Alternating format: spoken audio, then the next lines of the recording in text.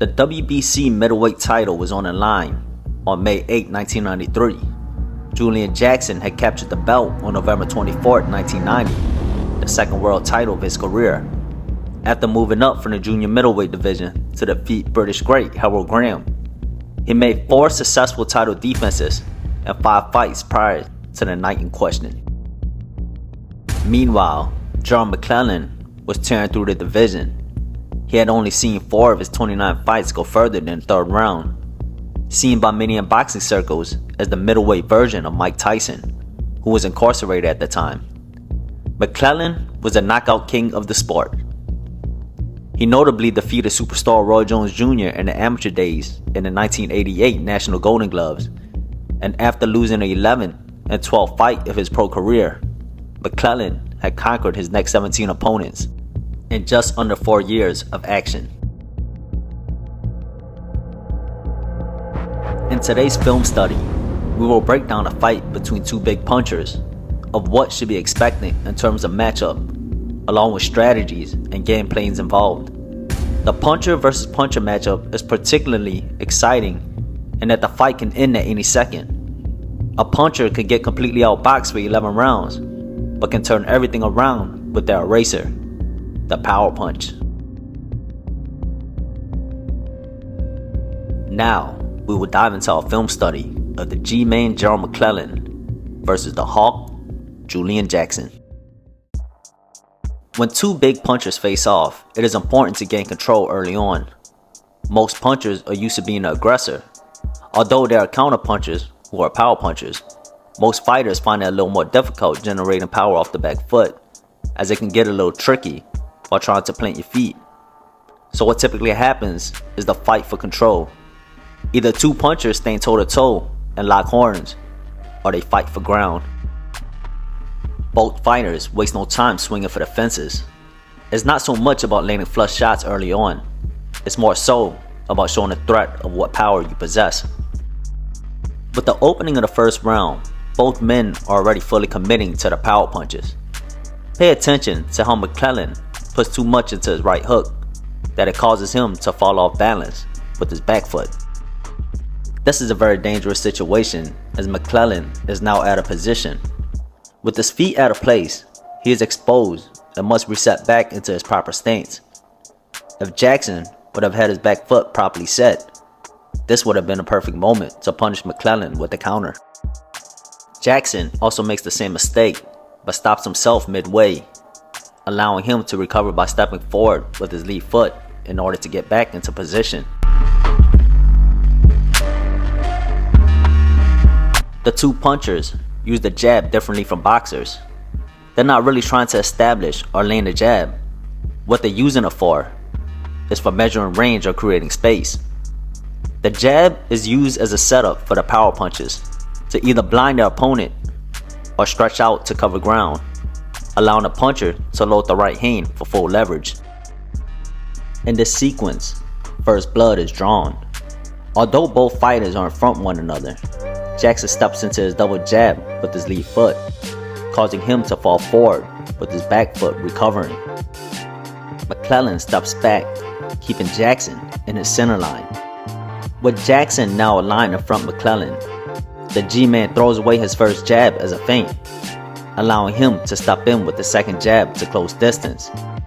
As Jackson parries and dips to get on the outside of the jab, McClellan has already loaded his right hand, allowing him to fire a short right hook, catching Jackson as he drops levels.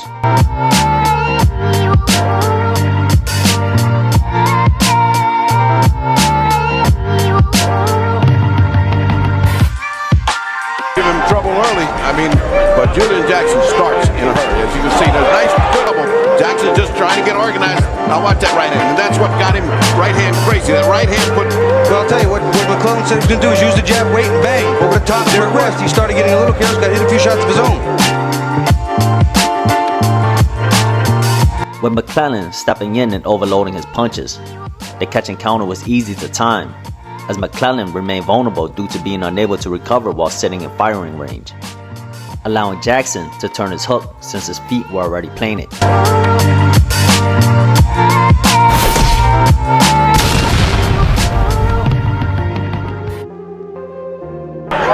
Of the fight.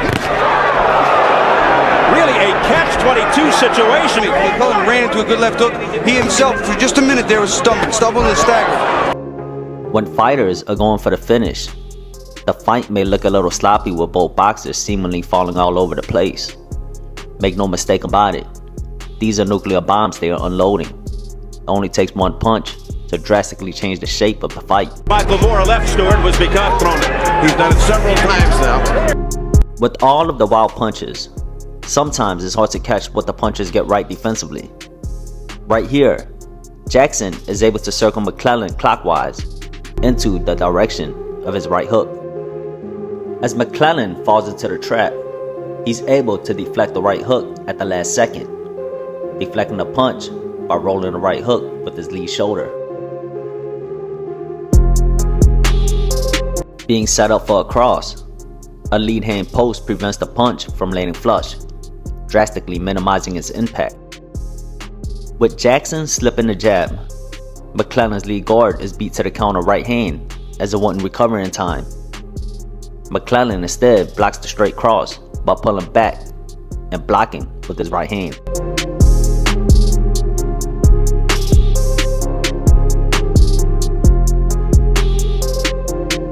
Another good deflection with the turn of the shoulder, taking another step back to pull out of range for any follow-ups.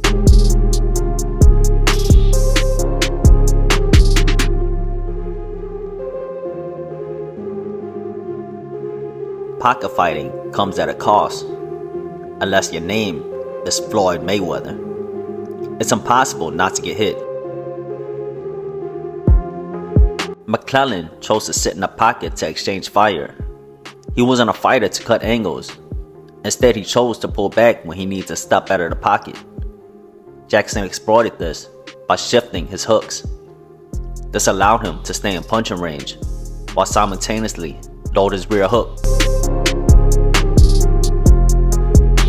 Even taking precaution to a counter right hand from McClellan. And I was always wondering just how good is his chin, and right now it doesn't seem to be too bad. One of the trickiest punch is throwing an unexpected one. This whole fight was mostly cross and hooks. Jackson throws one of the rarest leads from the outside, a lead hand uppercut.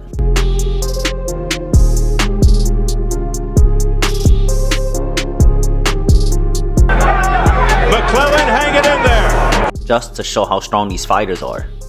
Here, McClellan eats a clean right hand, all while returning and landing a left hook of his own.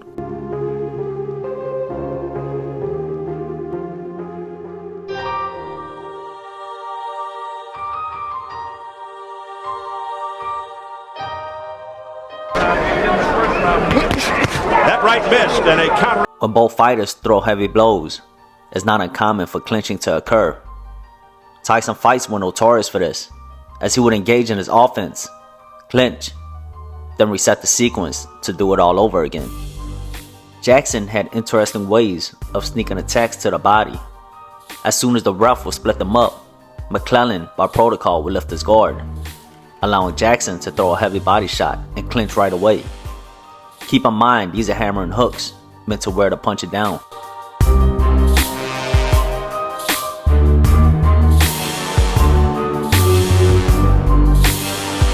After conditioning McClellan to the body, Jackson would switch up his pattern. Jackson's body shots started to take its toll, even if it was a questionable one. When two thunderous punchers step into the ring, it's like unleashing a barrage of nuclear bombs all night. Just one well-aimed hit has the power to completely alter the course of the fight in a dramatic and decisive manner. When McClellan loaded his right hand, Jackson misread it to be a wide haymaker. This is why you see him picking up the lead right hand to deflect against it. Instead, what he got was a straight right cross down the middle. To think he's going to put it out. Now let's watch what happens. Here you come again. Right. Straight right hand down the pipe. And the shot that put the nail in the coffin. Pretty elite lead right hand. Now let's watch what happens. Here you come again. Right. Straight right hand down the pipe, and it was Birdie a lead right hand. Finish it through the ropes. His minute. And there's like he wanted it. And here's the second one. And by this time it was academic because Julian was gone. That's it.